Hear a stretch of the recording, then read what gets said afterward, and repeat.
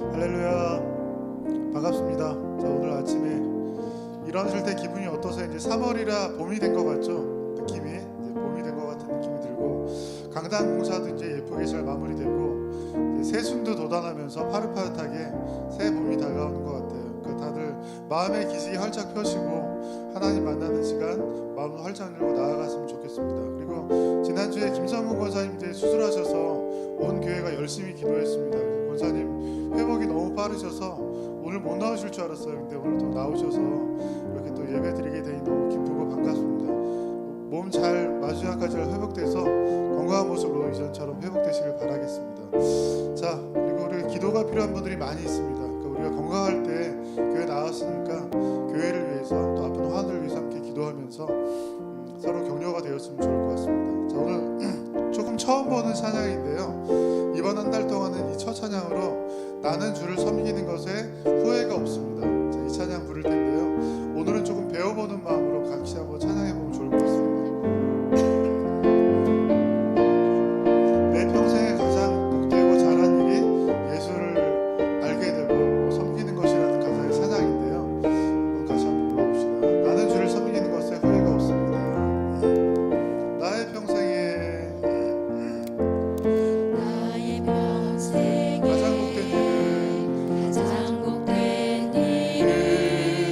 내가 예수님을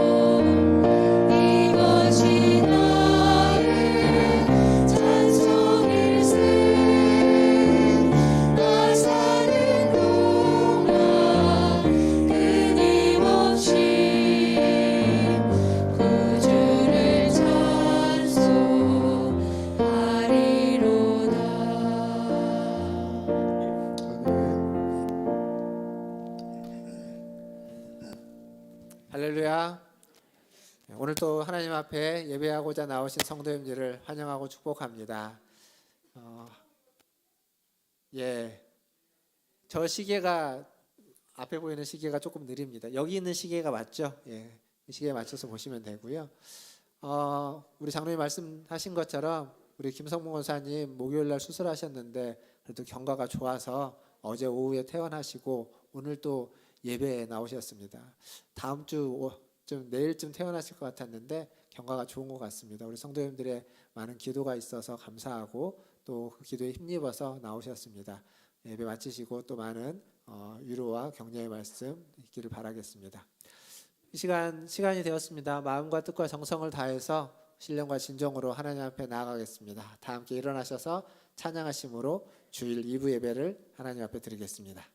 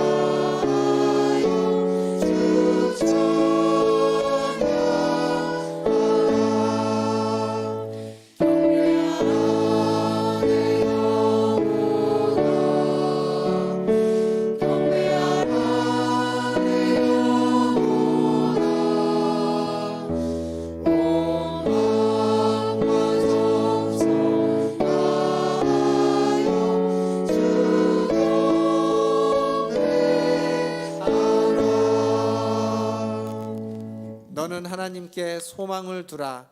나는 그가 나타나 도우심으로 말미암아 내 하나님을 여전히 찬송하리로다. 아멘. 하나님, 오늘도 하나님을 찬송하며 하나님께 소망을 두며 주님 앞에 나왔습니다. 우리의 예배를 받아 주시옵소서. 우리의 기도를 들어 주시옵소서. 우리에게 말씀하여 주시고 우리에게 은혜 베풀어 주시옵소서. 예배의 시종을 주님께 의탁하며 예수님의 이름으로 기도하옵나이다. 아멘. 다 함께 성시교독 교독문 64번 시편 148편 함께 교독하겠습니다. 할렐루야. 하늘에서 여호와를 찬양하며 높은 데서 그를 찬양할지어다. 그의 모든 전사여 찬양하며 모든 군대여 그를 찬양할지어다. 해와 달아 그를 찬양하며 밝은 별들아 다 그를 찬양할지어다. 하늘의 하늘도 그를 찬양하며 그를 찬양할지어다. 그것들이 여호와의 이름을 찬양함은 그가 명령하심으로 지음을 받았음이로다. 그가 또 그것들을 영원히 세우시고 패하지 못할 명령을 정하셨도다. 여호와의 이름을 찬양할지어다. 그의 이름이 홀로 높으시며 그의 영광이 땅과 하늘 위에 뛰어나심이로다. 그가 그의 백성의 뿔을 높이셨으니 그는 모든 성도 곧 그를 가까이 하는 백성 이스라엘 자손의 찬양받을 이시로다. 할렐루야. 아멘. 다 함께 사도신경으로 신앙을 고백하겠습니다. 전능하사 천지를 만드신 하나님 아버지를 내가 믿사오며 그 외아들 우리 주 예수 그리스도를 믿사오니 이는 성령으로 잉태하사 동정녀 마리아에게 나시고 본디오 빌라도에게 고난을 받으사 십자가에 못 박혀 죽으시고 장사한 지 사흘 만에 죽은 자 가운데서 다시 살아나시며 하늘에 오르사 전능하신 하나님 우편에 앉아 계시다가 저리로서 산자와 죽은 자를 심판하러 오시리라. 성령을 믿사오며 거룩한 공예와 성도가 서로 교통하는 것과 죄를 사하여 주시는 것과 몸이 다시 사는 것과 영원히 사는 것을 믿사옵나이다. 아멘. 다 함께 앉으셔서 찬양하신 후에 우리 최한필 장로님 나오셔서 기도해 주시겠습니다.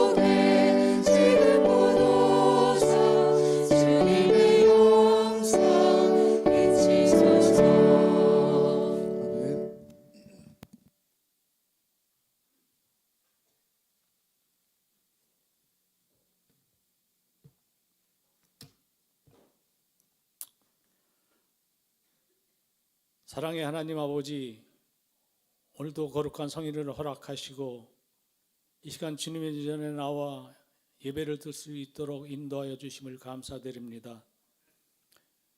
저희들의 심령을 정결케 하시어 신령과 진정으로 주님을 찬양하며 예배를 드릴 수 있도록 인도하여 주시옵소서. 3월 첫 주일 예배를 하나님께 드립니다. 추웠던 올 겨울도 이제는 물러가 봄이 되었습니다. 얼어붙은 대지는 따스한 바람에 녹아내렸고 땅을 뚫고 새싹의 도둠이 있습니다. 봄을 맞아 우리도 새롭게 태어나게 하시고 성령의 능력으로 새 사람이 입게 하여 주시옵소서. 하나님 아버지, 오늘도 저희들은 세상에서 살던 모습 그대로 연약한 믿음과 부끄러운 모습으로 나왔습니다. 말씀대로 살지 못하고 세상 속의 유익만을 구하였나이다. 이 시간 용서하여 주시옵소서. 우리의 심령을 치유하여 주시고 회복시켜 주시옵소서. 지금 온 세계는 경제 침체로 인하여 힘겨운 삶을 살아가고 있습니다. 전쟁의 포화가 멈추지 아니하고 또 지진의 폐허 속에 고통을 받고 있습니다. 하나님 아버지, 우리들의 힘만으로는 이 난국을 절대로 해결할 수 없음을 잘 알고 있습니다. 오직 주님께 간구하고 주님만 의지합니다. 주님의 국률하심으로 우리의 나갈 길을 인도하여 주시옵소서. 먼저 우리의 믿음과 영혼을 회복시켜 주시옵소서. 가정을 회복시켜 주시옵소서. 교회를 회복시켜 주시옵소서. 정치 경제를 회복시켜 주시옵소서. 어려울 때일수록 우리 모두 참 그리스도인의 빛과 소금의 역할을 온전히 감당하기를 원합니다. 사랑의 손길로 어려운 이들을 살피도록 두 팔을 벌리게 하여 주시옵소서. 문화천 절개를 사랑하시는 주님, 우리 모두 전심으로 기도하며 주님께서 문화천 절개에 부어주신 은혜를 체험하게 하여 주시옵소서. 서로를 위하여 기도하며 믿음의 공동체가 되게 하여 주시옵소서. 성령과 은혜와 사랑이 넘치는 교회가 되게 하여 주시옵소서. 주님의 축복으로 성장해 나가는 문화천 절개가 되게 하여 주시옵소서. 이 시간 교육부서를 위해 기도합니다. 새 학기를 맞이하게 되었습니다. 이 세상 악한 유혹과 나쁜 환경에 넘어지지 않도록 붙잡아 주시고 공부할 때 육체적으로 피곤치 않게 잡아 주시옵소서. 학업에 좋은 성적을 내어 예수를 믿는 학생들은 공부도 잘한다는 평을 받게 하시고 우리 하나님의 영광을 나타내는 학생들이 모두 다 될 수 있도록 인도하여 주시옵소서. 만남의 축복을 주시어 좋은 친구, 좋은 선생님을 만나게 하여 주시길 원합니다. 우리 교육자나 교사들이 학생들에게 여호와를 경외하는 마음을 잘 심어줄 수 있게 능력을 부어주시고 모든 학생들이 믿음 안에서 바로 서갈 수 있도록 인도하여 주시옵소서. 하나님 아버지, 이 시간 병성에 누워 계시다가 수술 잘 마치고 퇴원하신 성도도 계시고 또 수술 후에 회복 중인 성도도 계십니다. 몸이 불편한 우리의 성도들에게 치유의 역사가 있게 하여 주시옵소서. 하나님의 손으로 어루만져 주시고 회복의 역사가 일어나게 하여 주시옵소서. 또 여러 가지 문제로 고민과 걱정이 있는 성도들, 이 시간 하나님의 음성을 듣고 응답받는 역사가 일어나게 하여 주시옵소서. 이 재단에 속한 모든 성도들 눈동자같이 지켜주시길 간절히 원합니다. 주의 사자 박성호 목사님을 위해 기도합니다. 오늘도 귀한 말씀으로 영의 양식을 공급하실 때 신령 있는 말씀, 생명의 말씀을 대언하게 하여 주시옵소서. 말씀 속에 주님의 영광을 높이게 하여 주시옵소서. 특별히 건강을 지켜주시고 더욱 강건하게 붙잡아 주시옵소서. 예배를 위해 수고한 손길들을 기억하시고 풍성한 축복과 은혜를 베풀어 주시옵소서. 마치는 시간까지 주님 홀로 영광 받기를 원하오며 우리를 구원하신 예수 그리스도의 이름으로 간절히 기도드립니다. 아멘.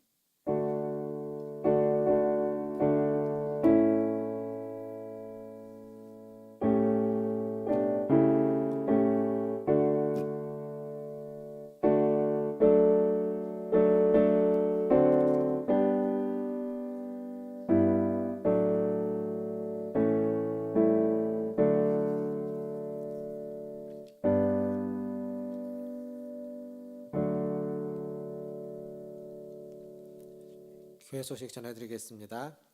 오늘도 예배에 나오신 성도님들을 환영하고 축복합니다.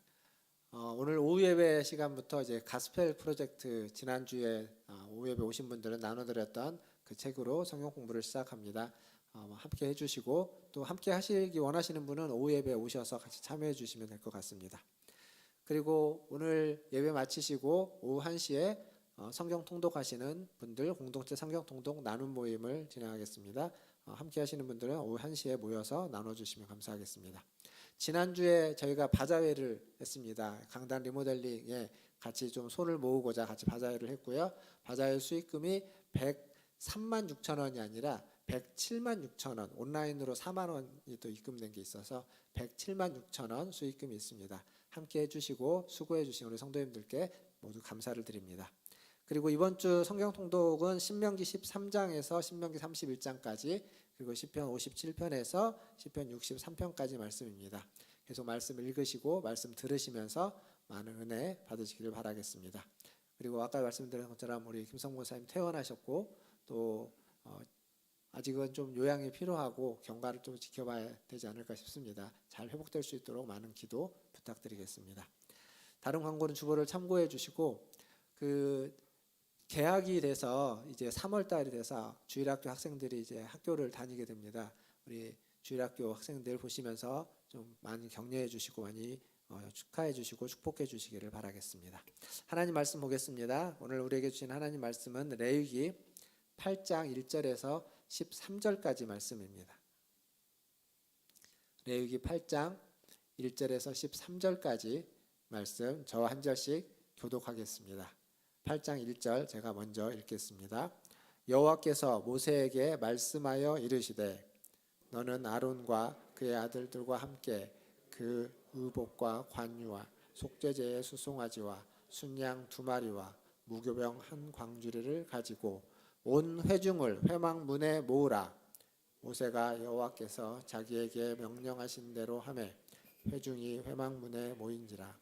모세가 회중에게 이르되 여호와께서 행하라고 명령하신 것이 이러하니라 하고 모세가 아론과 그의 아들들을 데려다가 물로 그들을 씻기고 아론에게 속옷을 입히며 띠를 띄우고 겉옷을 입히며 에봇을 걸쳐 입히고 에봇에 장식띠를 띄워서 에봇을 몸에 메고 흉패를 붙이고 흉패에 우림과 둠님을 넣고 그의 머리에 관을 씌우고 그 관 위 전면에 금패를 붙이니 곧 거룩한 관이라 여호와께서 모세에게 명령하신 것과 같았더라.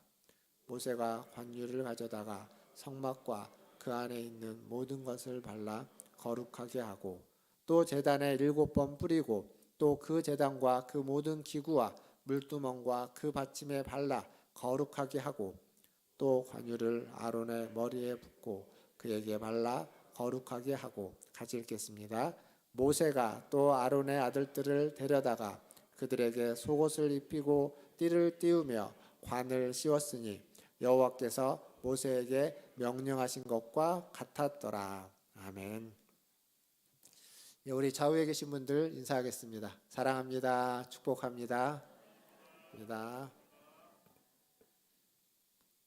저희가 벌써 재작년입니다. 재작년 가을에 임직식을 했죠. 우리 안수집사 2분과 그리고 권사님 3분을 임직식을 했습니다. 그리고 작년에는 우리 김경석 목사님의 목사 안수식이 있었고 아마 이제 올해 가을에 또 우리 성대진 강도사의 목사 안수식이 있을 것 같습니다. 이런 걸 이제 임직식이라고 하죠. 임직식. 그런 임직식에는 일정한 자격이 필요합니다. 그러니까 권사와 안수집사로 임직식을 하려면 피택이라는 과정을 거쳐야 됩니다. 그건 뭐냐면 여러분이 하셨던 것처럼 투표를 하는 거죠. 투표를 해서 과반수를 얻어야만 피택이 되고 피택되고 끝나는 것이 아니라 피택되신 분들이 이제 교육을 일정 시간에 교육을 받아야 됩니다. 피택자 교육을 통해서 나중에 이제 임직식을 갖게 됩니다. 목사 안수식은 조금 더 다양한 것들이 더 필요한 게 있습니다. 신대원을 졸업해야 되고 강도사 고시를 보고 합격을 해서 강도사 인허를 받아야 됩니다. 그리고 목사 고시를 또 노회에서 또 봐야 됩니다. 뿐만 아니라 이제 청빙받아야 되는, 부목사로 청빙해야 되는 교회가 있어야 되고, 또 당연히 안수를 줄 노예도 있어야 됩니다. 그러니까 이런 여러 가지 준비되어야 되는 것, 절차들, 자격들, 그게 필요합니다. 지금 우리가 레위기를 보고 있는데 레위기 7장까지 제사법에 대해서 이야기를 했는데, 제사법에 대해서 얘기했지만 거기에는 몇 가지 전제적인 필요들이 항상 있습니다. 제사를 드리기 위해서 재단을 포함한 성막이 준비되어져 있어야 됩니다. 성막이 마련되어져 있어야 되고, 제사를 드리고자 하는 사람이 그냥 와서는 안 되고 재물을 가지고 와야 됩니다. 지극히 당연한 것이죠. 그러면 그것만 있으면 되느냐? 그렇지 않습니다. 성막이 있고 제사를 드리고자 하는 사람이 재물을 가지고 와도 제사장이 없으면 또 제사를 드릴 수가 없습니다. 제사장도 필요한 겁니다. 근데 제사장이 언제부터 등장하냐면, 이 레위기 지금 1장에서 7장까지의 제사장들이 등장하긴 하지만 아직 사실은 실제로 제사장이 임명된 적이 없습니다. 처음 제사장이 임명되는 곳이 어디냐면 레위기 8장입니다. 그러니까 레위기 8장은 제사장이, 성경에서 제사장이 처음으로 임직식을 받는, 첫 번째 제사장이 임직식을 받는 이야기가 레위기 8장의 이야기입니다. 오늘은 우리가 그걸 보려고 하는 겁니다. 그래서 오늘과 다음 주까지 해서 주제는 제사장의 위임식, 임직식이라고 보면 됩니다. 그 임직식의 절차들 속에서 우리가 따라가면서 이제 말씀을 볼 것인데, 여기서 우리가 기억해야만 하는 전제는 뭐냐면, 나는 제사장이 아니고 나는 무슨 직분자가 아니다가 아니라 하나님은 우리를 왕 같은 제사장으로 불렀다라고 성경은 이야기합니다. 왕 같은 제사장을 하나의 단어로 줄이면 대제사장입니다. 대제사장. 오늘은 대제사장에 대한 이야기에 초점을 맞춰서 진행을 할 텐데, 그러니까 우리를 왕 같은 제사장으로 불렀다라는 것은 우리를 대제사장으로 불렀다. 그래서 오늘의 이야기는 다른 사람들, 직분을 받는 사람들, 직분을 받은 사람들의 이야기가 아니라 왕 같은 제사장으로 부른 우리들에 대한 이야기, 나에 대한 이야기다라고 하는 관점으로 말씀을 보면 좋겠습니다. 자, 먼저 본문 6절에서 9절까지를 다시 한번 읽어보겠습니다. 오늘 우리가 읽었던 본문 6절에서 9절까지입니다. 같이 읽어보도록 하겠습니다. 6절입니다. 모세가 아론과 그 아들들을 데려다가 물로 그들을 씻기고 아론에게 속옷을 입히며 띠를 띄우고 겉옷을 입히며 에봇을 걸쳐 입히고 에봇에 장식띠를 띄워서 에봇을 몸에 메고 흉패를 붙이고 흉패에 우림과 둠림을 넣고 그의 머리에 관을 씌우고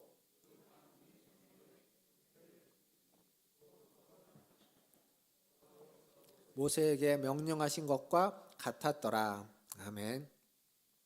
자, 이 말씀이 간단한 쉬운 얘기입니다. 뭐냐면 목욕을 하는 겁니다. 지금 우리가 목욕을 하면 우리도 옷을 갈아입죠. 속옷을 갈아입고 겉옷을 갈아입는 것처럼 지금 모세가 제사장을 임명하기 위해서 가장 먼저 하는 일은 아론과 그의 아들들에게 목욕을 시키는 겁니다. 그리고 옷을 입히는 거죠. 신약에 보면 예수님이 제자들의 발을 씻기면서 이런 말씀을 하십니다. 너희는 이미 온몸이 깨끗하지만 다는 아니다. 즉 발은 계속 더러워지기 때문에 온몸이 깨끗해서 목욕을 할 필요는 없지만 발은 씻어야 된다. 이런 말씀을 하십니다. 그런데 지금 제사장을 임명할 때는 발만 씻기는 게 아니라 온몸을 씻으라라고 명령하고 있습니다. 그건 뭐냐면 하나님과 사람 사이의 중재자로서의 제사장, 그 역할을 감당하기 위해서는 온몸이 깨끗함을 입어야 된다는 겁니다. 온몸이 정결해야 된다라는 거죠. 온몸이 정결해야만 하나님과 사람 사이의 중재자로서의 역할을 할 수 있다라는 겁니다. 그리고 씻고 새 옷을 속옷과 겉옷과 에봇과 이런 새 옷을 입히는 겁니다. 여기에서 이 옷이라는 게 또 굉장히 중요합니다. 씻는 것만큼 중요한 건 옷은 그 옷에 따라서 그 사람의 직책과 하는 일이 무엇인지를 보여주는 것이 옷입니다. 여러분 병원에 가면 많은 사람들이 있습니다. 근데 그 중에 의사가 누군지 간호사가 누군지 헷갈리는 사람은 아무도 없습니다. 왜 그럴까요? 옷이 다르기 때문에 그렇습니다. 그리고 내원한 환자가 누군지 입원한 환자가 누군지도 헷갈리지 않습니다. 왜냐하면 환자복을 입고 있는 사람이 입원한 사람이고 환자복을 안 입은 사람은 내원한 환자들이겠죠. 물론 보호자들도 있겠죠. 그러니까 옷을 보고 그 사람이 환자인지 입원한 환자인지 간호사인지 의사인지를 알 수 있습니다. 뿐만 아니라 그런 옷들 어떤 제복이라고 할 수 있죠. 밖에 나가면서 경찰이 누군지 군인이 누군지 우리는 그 옷을 보고 그를 압니다. 그리고 그가 어떤 일을 하는 사람인지도 옷을 보고 알 수 있습니다. 드라마를 보면 뭐 여러 드라마 중에 사극 있죠. 사극을 보면 왕이 등장하고 신하들이 등장하고 궁녀들이 등장합니다. 근데 그것을 구분하는 방법은 옷을 보면 됩니다. 왕의 옷이 다르고 신하의 옷이 다르고 궁녀들의 옷이 다릅니다. 또한 신하들도 신하들의 직급에 따라서 품계에 따라서 옷이 다릅니다. 옷의 색깔이 다르고 다른 겁니다. 그리고 그만큼 옷이 다른 만큼 그가 하는 일도 하는 역할도 다른 거죠. 이렇게 옷은 그 사람의 직책과 그 사람이 하는 일이 무엇인지를 알려주는 것입니다. 오늘 우리가 읽었던 말씀 7절부터 나오는 그 의복은 대제사장의 옷입니다. 속옷이 있고 겉옷이 있고 그리고 에봇, 흉배 이런 것들이 있습니다. 우리 화면을 한번 보여주시면 그림을 보여주시면 여러분 주보에도 있습니다. 주보에 있는데 주보에 좀 작게 되더라고요. 이게 대제사장의 옷입니다. 여기에 저 아래쪽에서와 팔에 있는 하얀색 옷이 속옷이라고 할 수 있습니다. 속옷. 씻고 있는 속옷. 그리고 파란색 옷이 겉옷입니다. 그리고 그 위에 그 알록달록한 조끼라고 하기에는 약간은 좀 길게 되어 있지만 그 옷이 에봇이고 그 에봇 가운데 가슴 부분에 보면 동그라미로 되어 있는 보석들이 12개가 박혀져 있습니다. 이게 흉패입니다. 흉패. 그리고 그 흉패 안쪽에 보이지는 않는데 그 안쪽에 공간이 있어서 거기에다가 우림과 둠림이라고 하는 두 돌을 안에다가 넣고 있고 그리고 머리에는 관을 쓰고 띠를 두르고 그 가운데에 금패로 여호와께 성결이라는 글씨가 쓰여져 있습니다. 이게 대제사장의 예복입니다. 지금 우리가 보기에도 굉장히 좀 알록달록하고 휘황찬란한데 지금보다 훨씬 더 고대, 직조기술이 지금과 같지 않는 고대 사회에는 저런 옷은 보기가 어려웠을 겁니다. 그러니까 저 옷을 입었다는 것만으로도 그 많은 사람들 사이에서 구별된 사람이 되는 거고 그리고 그가 귀한 사람일 수밖에 없습니다.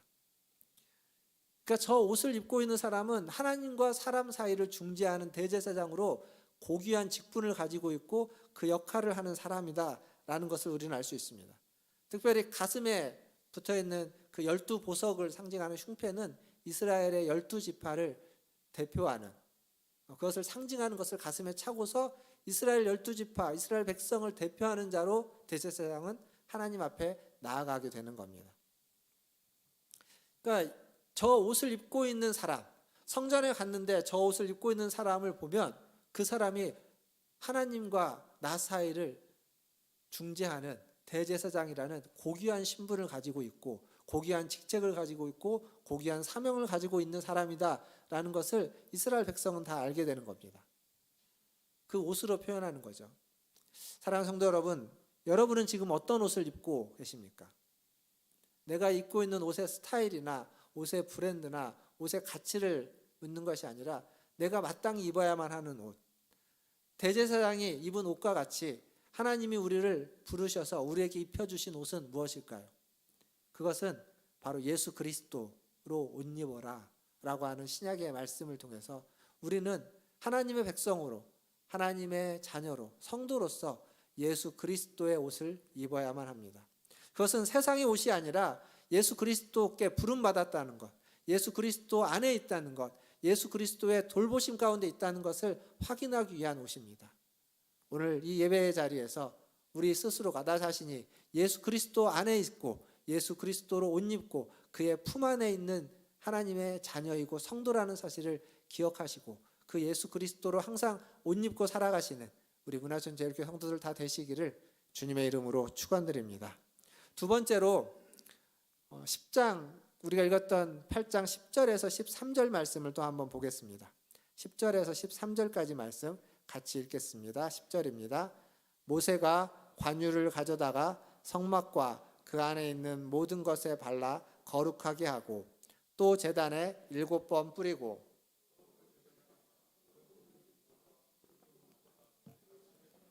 거룩하게 하고 또 관유를 아론의 머리에 붓고 그에게 발라 거룩하게 하고 모세가 또 아론의 아들들을 데려다가 그들에게 속옷을 입히고 띠를 띄우며 관을 씌웠으니 여호와께서 모세에게 명령하신 것과 같았더라. 아멘.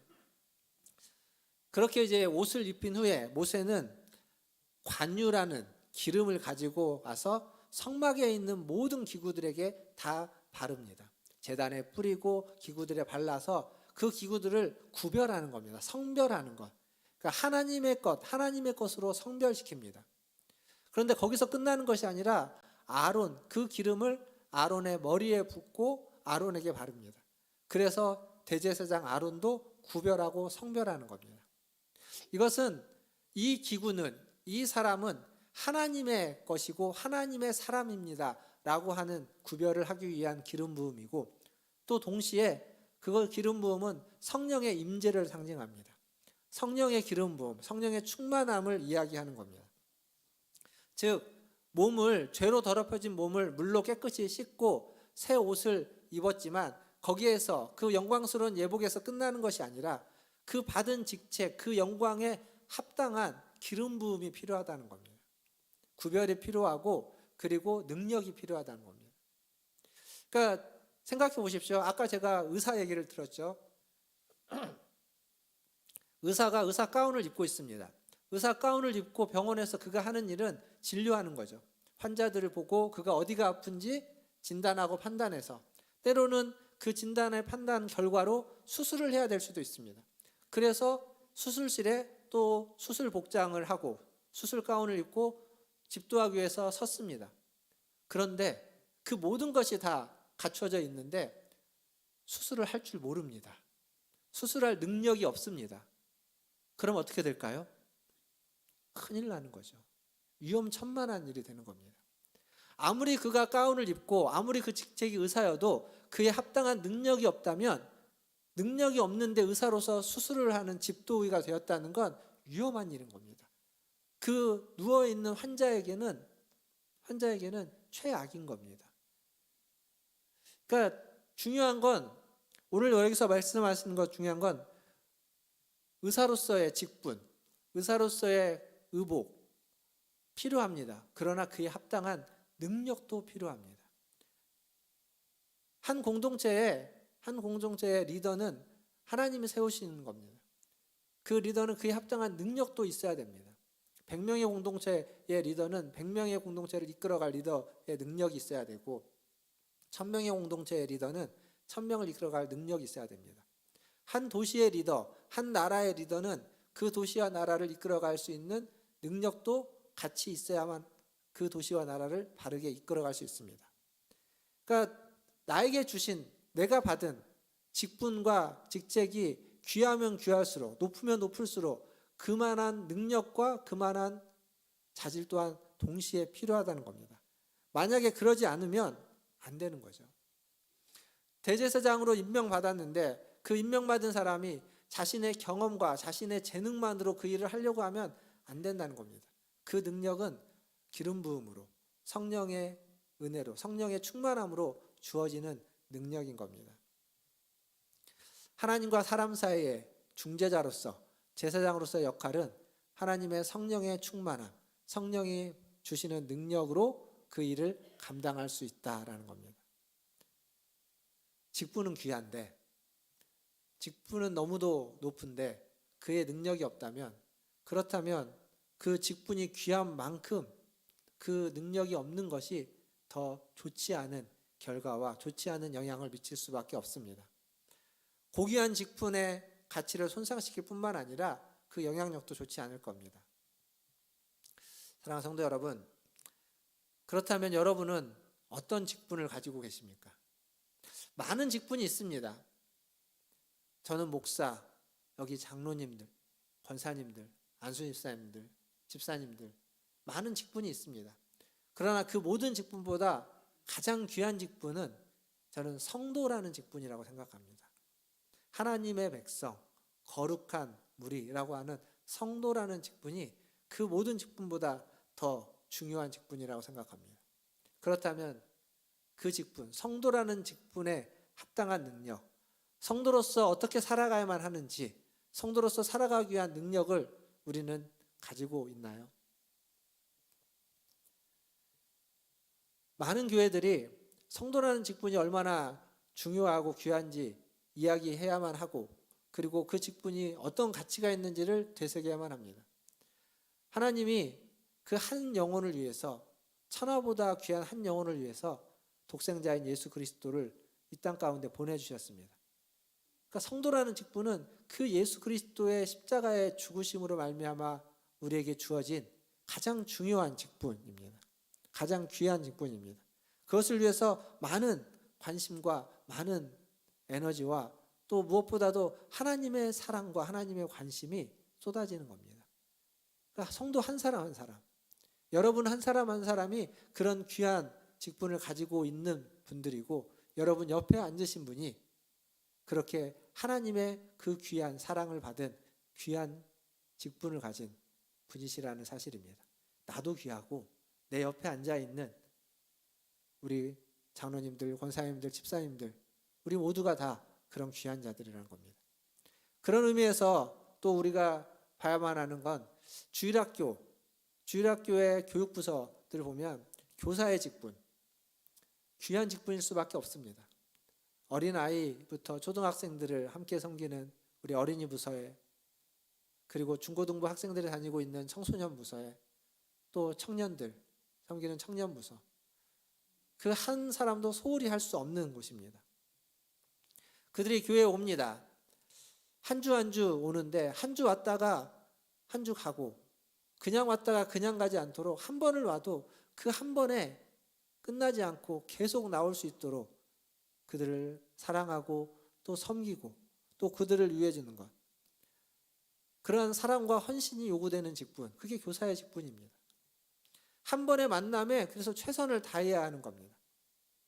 왜냐하면 그 영혼의 가치 때문에, 그 아이들, 그 학생들, 그 청년들의 영혼의 가치는 그리스도를 보내신 그러한 고귀한 가치가 있기 때문에 한 번의 만남이지만 최고의 최선의 노력으로, 헌신으로 그들을 사랑하고 섬겨야 됩니다. 이 일을 위해서 수고하는 우리 교사들과 그리고 교역자들, 그들에게 우리는 감사해야만 하고 또 그들의 수고에 우리는 항상 격려하고 고마워해야만 합니다. 그들의 섬김을 통해서 우리의 자녀들이, 우리의 어린 영혼들이, 우리의 다음 세대들이 하나님을 어떻게 사랑하는지, 어떻게 믿는지를 보고 배울 것이고, 그들이 받은 그 사랑을 통해서 다른 사람을 어떻게 사랑하고 어떻게 섬기는지를 보고 배우게 되는 겁니다. 그들을 통해서 그러한 일이 일어나야만 하는 겁니다. 교사라는 직분만 그런 건 아닐 겁니다. 우리가 받은 여러 직분들, 잘 아는 장로, 권사, 안수집사, 집사, 이런 직분들, 그리고 봉사하는 직분들, 찬양팀, 또 안내위원, 헌금위원, 또 주방에서 봉사하는 여러 봉사의 직분들 다 마찬가지입니다. 근데 이 직분이 어떠한 위치나 자리라고 생각하지 마시고 직분이 삶이라고 생각해야 됩니다. 성도라는 직분은 성도의 삶을 이야기하는 것이고, 장로의 직분은 장로의 삶을 이야기하는 겁니다. 권사의 직분은 권사의 삶을 말해주는 것이고, 집사의 직분도 집사의 삶을 이야기하는 겁니다. 그렇게 그 직분에 맞는 삶을 살아가려면 능력이 필요하다는 얘기인 거죠. 사랑하는 성도 여러분, 여러분이 받은 직분, 그 직분에 합당한 능력을 가지고 그 직분에 합당한 삶을 살아가고 계십니까? 내가 받은 직분이 무엇인지 알고 그 직분에 합당한 삶은 어떤 삶인지 알고 그러한 삶을 살기 위해서 능력을 구비하면서 그러한 삶을 살고자 여러분은 노력하고 애쓰고 계십니까? 만약 그렇지 못하다면, 그냥 직분은 직분이고 내 삶은 내 삶이고 따로따로였다면, 그렇다면 우리는 다시 한번 우리 자신을 돌아봐야만 합니다. 저 또한 말씀을 준비하면서 제가 목사니까 목사의 직분에 대해서 한번 더 찾아보고 생각해 봤습니다. 목사의 직분은 무엇인지, 내가 알고 있는 것이 혹시 제대로 된 것은 제대로 되지 않은 것은 아닌지를 생각해 보면서 말씀을 찾다 보니까 사도행전 6장에 가면 스데반을 비롯해서 그 초대교회에 7 집사가 세워지는 장면이 나옵니다. 근데 그 7 집사를 세울 때 그 사도들, 제자들이 무엇을 이야기하냐면 7 집사를 세우고 사도와 제자는 기도하는 일에, 말씀 전하는 일에 전념하기 위해서 집사를 7 집사를 세우고 있습니다. 다른 말로 바꾸면 목사의 직분의 가장 중요한 역할은 말씀과 기도하는 일일 겁니다. 말씀과 기도하는 일에 전념해야 되겠죠. 근데 실제로 목사가 되면 목사로서 하는 일이 말씀과 기도하는 일에만 전념할 수는 없습니다. 여러 가지 돌아봐야 될 일들이 있고, 큰 교회는 큰 교회대로, 작은 교회는 작은 교회대로 돌아봐야만 하는 일은 많이 있습니다. 행정적인 것, 관리적인 것, 이것저것 해야만 하는 일들. 근데 할 수만 있다면 저도 또 우리 교회 목회자들도 말씀과 기도하는 일에 좀 더 전념할 수 있기를 바랍니다. 그러려면 그냥 다른 일들, 말씀과 기도하는 일 외에 다른 일들, 교회는 사실 다른 일들이 굉장히 많습니다. 그 다른 일들은 어떻게 해야 되느냐? 그건 성도들이 그 일들을 해야 되는 겁니다. 7 집사를 세워서 그 일을 감당케 했던 것처럼 성도들이 그 일을 감당해 줄 때 목사는 말씀과 기도하는 일에 전념할 수 있게 되는 겁니다. 근데 이게 왜 목사만 그래야만 하는 건 아니겠죠. 성도도 마찬가지입니다. 장로도 장로로서 해야만 하는 일이 있습니다. 권사도 권사로서 해야만 하는 일이 있고, 집사는 집사로서 해야만 하는 일이 있습니다. 그 일에 전념하기 위해서는 그 다른 일들을, 그 각각의 일들을, 자기에게 주어진 일들을 자기가 잘 감당해야만, 목사는 목사로서, 장로는 장로로서, 권사는 권사로서, 집사는 집사로서 그 일들을 자기가 잘 감당해야만, 그래야만 자기의 일을 전념할 수 있게 되는 겁니다. 내 일을 제대로 하지 않고, 내 일에 집중하지 않고 다른 것들을 행하고 있다면 그 일을 누군가 다른 사람이 해야만 할 때에는 온전하지 못하게 되는 거죠. 사랑하는 성도 여러분, 그냥 직분을 받고 그냥 임명을 받았으니까 예전에 하던 대로, 예전에 생활하던 대로 생활하면서 살아가는 건 안 됩니다. 우리가 받은 직분, 성도라는 가장 귀한 직분, 그렇다면 그에 합당하게 살아가야만 하고, 그에 합당하게 살려면 하나님의 능력이, 성령의 능력이 우리에게 필요합니다. 그래서 주님 앞에 나올 때 언제나 성령의 능력을 사모하고 성령의 능력을 구하면서 그에 합당하게, 직분에 합당하게 능력을 받아 살아가시는 저와 여러분 되기를 주님의 이름으로 축원드립니다. 말씀을 맺겠습니다. 말씀을 준비하면서 주보에 보시면 말씀 노트 마지막에 태평성대라고 해서 중국의 요나라 요순 시대의 이야기를 하려고 이렇게 적어놨습니다. 그래서 그 요나라의 왕이 암행을 갔는데 백성들이 왕의 이름도 모른다. 그게 얼마나 태평성대인지를 이야기해주는 이야기를 하려고 적어놨는데, 그래서 말씀 그렇게 준비했습니다. 그때 다 준비하고 저녁 때 페이스북을 좀 봤는데 그 페이스북에 제 친구가 써놓은 글이 있었습니다. 그 친구가 터키에 삽니다. 터키에 사는데 지난번에 제가 잠깐 언급했지만 지진 난 지역을 돕기 위해서 차에다가 좀 구호품을 싣고 2200km를 갔다 왔습니다. 근데 갔다 온 뒤로 그 친구가 계속 뭐라고 써놨냐면 어제 저녁에 페이스북에 이렇게 써놨습니다. 바쁘다 내 직업과 원래 하던 일이 뭐였는지 잊을 정도로 평상시 삶과 다른 일에 몰두하고 있다. 이 친구가 터키에서 아이들 가르칩니다. 수학 가르치는데 애들을 토요학교 수업을 끝내고 다른 수업 하나 끝내고 환전하고 필요한 물품을 사고 곧바로 비행기를 탄 후 아다나에 왔다. 아다나는 그 지진 난 지역입니다. 요즘 새벽부터 눈이 떠지면 전날 들어온 메시지를 확인하고 어떤 게 효율적인지, 어떻게 도울 수 있는지, 어떻게 연대할 수 있는지 고민한다. NGO에 보낼 제안서도 써보고 글도 쓰며 어떻게 모금해보고 어떻게 배분할지 고민하고 또 고민해본다. 이거 혼자 하는 일입니다. 지금 거기서 살면서 애들 가르치면서 애들 가르치고 난 주말 시간에, 저녁 시간에 혼자 지금 고민하고 있습니다. 물론 짜증나는 일도 있고 저녁은 생계를 위한 일을 병행하는 게 하루를 숨도 안 쉬고 보내는 것 같은 느낌에 지치고 힘이 드는 것 당연한데 힘드는데 안 힘들다. 가슴 뛰는 일이 이런 건가 보다. 이 친구가 무슨 목회를 하고 신학을 해서 선교사로 거기를 가서 그 사람들을 돕는 게 아니라 그냥 거기에서 살면서 그리스도인으로 살면서 아이들을 가르치고 신앙생활을 하는 겁니다. 대학 때 같이 교회 상교에서 신앙생활을 했지만 얘가 터키 가서 할 거라고 생각해 본 적도 없었고 근데 거기서 살고 있는데 지금 거기에 필요가 생기니까 지진이 났지만 2,000km 떨어진 곳에 1,000km 떨어진 곳에 지진이 나니까 거기를 도우러 갔고 한번 갔다 와서 그걸 계속 놓지 못하고 있는 겁니다. 여기 맨 밑에 뭐라고 써놨냐면 어떤 사람이 물 5리터짜리 1,000개를 보내줄 수 있냐고 연락이 왔다. 5리터짜리 1,000개, 5,000리터. 엄청난 양이죠. 이 친구 페이스북에 있는 글을 그대로 읽겠습니다. 젠장, 비싼 것도 아니고 겨우 물이라니. 하지만 이 사람들을 도울 수 있으면 어떤 일이라도 하고 싶다. 그런 사람들이나 NGO가 있다면 찾아가서 기꺼이 춤이라도 추겠다. 하나님의 사람으로, 하나님의 백성으로, 성도로서 누가 알아주는 일이 아닙니다. 혼자 이 일을 한다고 아무도 모를 겁니다. 우리 친구들이나 거기서 페이스북에서 보고 도울 수 있으면 돕겠지. 그게 무슨 거창한 NGO에서 큰 단체에서 하는 일이 아닙니다. 그럼에도 불구하고 그 일을 하나님의 사람이기에 하는 것입니다. 하나님이 내게 주신 힘이 있고 마음이 있고 도울 수 있는 손이 있기에 도우려고 하고 마음을 쓰고 노력을 하고 시간을 쓰고 물질을 쓰고 에너지를 쏟는 겁니다.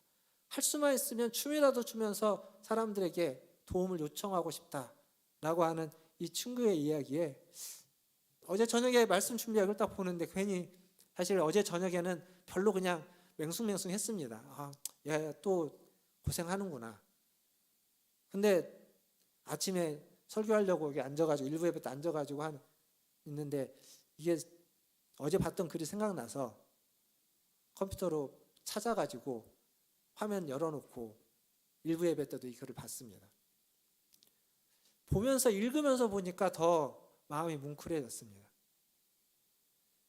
우리가 받은 직분은 그런 겁니다. 뭔가 이렇게 그럴싸하게 드러나는 직분이 아니라 뭔가 하나님의 나라를 위하고 하나님의 뜻을 세운다고 했을 때 어디 가서 선교사처럼 교회를 세우는 그런 직분이 아니어도 그냥 여러분의 삶 속에서 여러분의 손길을 필요로 하는 사람, 여러분의 마음을 필요로 하는 사람, 여러분의 믿음을 필요로 하는 사람, 그 사람을 위해서 믿음을 쓰고 마음을 쓰고 손을 내밀 수 있는 사람, 그게 하나님 주신 직분에 합당하게 사는 겁니다. 능력이 없을 수도 있습니다. 그러나 내게 주어진 능력 그 한도 내에서 손을 내밀고 마음을 쓰는 겁니다. 그러다 보면 하나님이 거기에 능력을 더해 주실 거라고 저는 믿습니다. 능력을 더해 주지 않아도 상관없습니다. 왜냐하면 이미 주신 능력으로 감당하면 되니까. 저는 오늘 함께 예배하는 우리 문화천 제일교회 성도님들이 다 그렇게 하나님이 내게 주신 직분, 그것이 성도이든 집사이든 권사이든 장로이든 목사이든 그와 상관없이 하나님이 우리를 부르셔서 우리에게 맡겨주신 그 일을 감당할 수 있도록 할 수 있도록 주신 능력에 합당하게 살아가시는, 직분에 합당한 삶을 살아가시는 하나님의 자녀들, 하나님의 성도가 되시기를 주님의 이름으로 축원드립니다. 기도하겠습니다.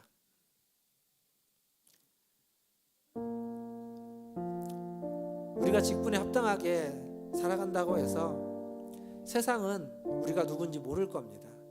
아니, 사실 알 필요도 없죠. 하나님 우리에게 주신 직분을 우리가 행하는 겁니다. 그리고 하나님 우리를 통해서 하나님의 뜻을 이루고 하나님의 나라를 이루어 가실 겁니다. 그리고 하나님이 그 일에 그 직분에 합당하게 살아가는 우리들을 알아주실 겁니다. 세상은 모르지만 하나님은 알아주실 겁니다. 세상은 모르지만 하나님은 알고, 그리고 여기 계신 여러분들이, 우리들이 알아줄 겁니다. 하나님 앞에 얼마나 우리가 수고했는지, 하나님 앞에 우리가 얼마나 노력했는지, 얼마나 하나님의 뜻대로 살고자 애썼는지, 그리고 하나님의 은혜를 구하고 하나님의 능력을 구했는지 알 겁니다. 하나님 앞에 기도하실 때 하나님 주신 직분에 합당하게, 하나님 맡겨주신 일에 합당하게, 하나님이 우리의 마음과 손이 필요한 곳에 우리의 마음과 손을 쓸 수 있도록 나를 인도하여 주시고 나를 이끌어 주시옵소서라고 우리 주님 앞에 기도하며 나가겠습니다. 함께 기도하겠습니다. 하나님 아버지 감사합니다. 오늘도 주님 앞에 나와서 하나님을 예배하고 하나님을 예배할 수 있도록 우리에게 허락해 주셔서 감사합니다. 하나님 예배의 자리가 하나님 아버지 하나님 중보적인 의식을 지나는 진정 하나님을 만나고 우리의 마음이 또 다시 우리의 마음이 주님의 은혜로 세워지는 자리가 되게 하여 주시옵소서. 하나님 우리는 부족합니다. 하나님 우리는 할 수 있는 것들은 그렇지만 하나님이 할 수 없는 그 속에서도 하나님 맡기신 일을 감당할 수 있도록 우리를 인도하여 주옵소서. 하나님 맡기신 일을 감당할 수 있도록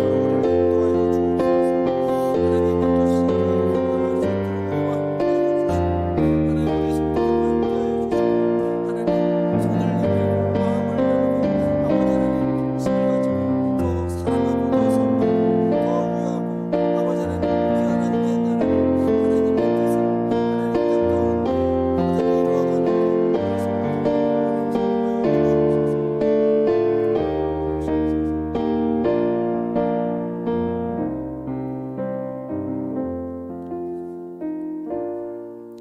하나님 하나님 아버지 오늘 또 하나님을 예배하고자 하나님 나왔습니다. 며칠 전 수술실에 있었던 우리 권사님도 나왔고 하나님이 우리에게 주신 일상의 삶에 하나님 치여 살다가 하나님을 생각하지 못하고 살다가 아버지 하나님 주일이 되어서 습관적으로 나오기도 했습니다.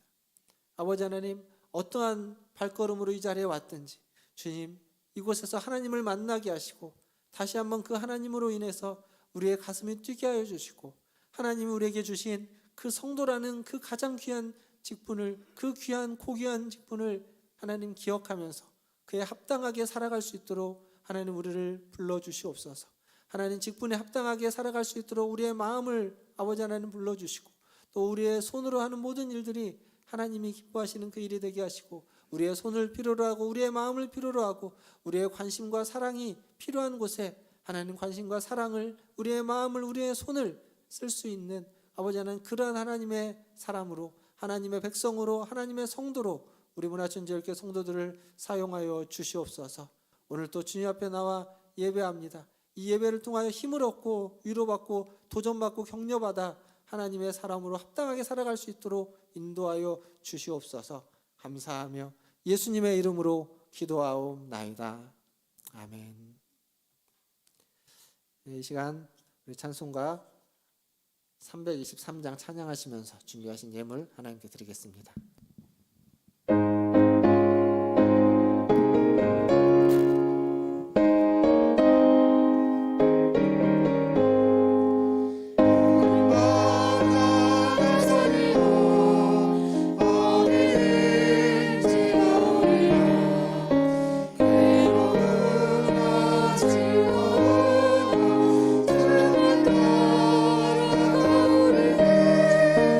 어느 누가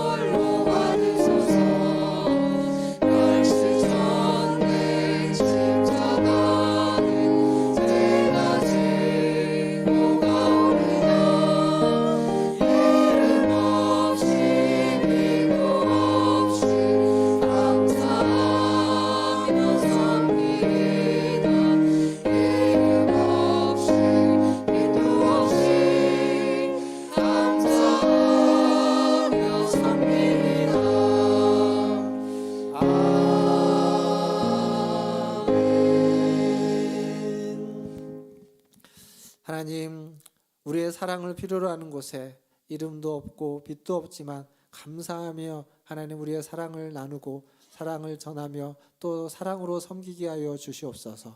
하나님, 오늘 또 주님 앞에 나올 때 빈손으로 오지 않고 주신 물질 중 일부를 구별하여 주님께 드리게 하시니 감사합니다. 이 물질이 쓰이는 곳에 주님의 사랑이 있게 하여 주시고 주님의 은혜가 있게 하여 주시고 또한 우리의 마음도 그곳에 쓰여져서 주님께 받은 사랑과 은혜를 나누며 섬기며 하나님 나아갈 수 있도록 도와주시옵소서. 더불어 하나님 앞에 바친 그 손길 위에도 주님께서 함께하여 주시고 은혜로 채워주시고 부족한 것 없도록 하나님께서 풍성케 하여 주시되 무엇보다도 믿음이 풍성케 하여 주시고 은혜가 풍성케 하여 주시고 삶에 어려움이 있을지라도 주님이 주시는 믿음과 은혜로 그 삶의 어려움들을 이겨낼 수 있고 극복해낼 수 있는 충만한 하나님의 인도하심을 받아 살아가게 하여 주시옵소서. 그래서 살아가는 모든 삶의 여정들 속에 하는 모든 일들 속에 그 손을 하는 모든 일들마다 하나님의 은혜로 말미암아 30배, 60배, 100배의 열매가 맺혀지게 하여 주시고 하나님께 주신 것으로 다시 하나님께 영광 돌리며 다른 이들을 섬기고 나누는 데 더욱 힘쓰는 우리 문화전제일교회 모든 성도들 되게 하여 주시옵소서. 그렇게 하나님께 나와 예배하고 하나님의 뜻대로 순종하며 살아가기를 다짐하는 자들에게 하나님 날마다 함께하여 주시고 동행하여 주실 줄 믿고 감사드리며 우리 구주 예수님의 이름으로 기도하옵나이다. 아멘. 지금은 우리를 죄에서 구원하여 주신 우리 구주 예수 그리스도의 은혜와 하나님 아버지의 크신 사랑하심과 성령 하나님의 위로교통 충만케 하심이 하나님 앞에 나와 받은 직분에 합당한 은혜를 구하고 능력을 구하고 그렇게 살아가기를 소원하고 다짐하는 문화전제일교회 모든 성도들 위에와 그들의 자녀손들과 가정과 직장과 일터 위에 주의 복음을 들고 주님이 주신 직분으로 살아가는 선교사님들과 사역자들 위해 또 코로나19와 전쟁과 또 지진과 수많은 재난으로 인하여 어려움 당하고 있는 주의 자녀들 위해 이제로부터 영원토록 함께 있을지어다. 아멘.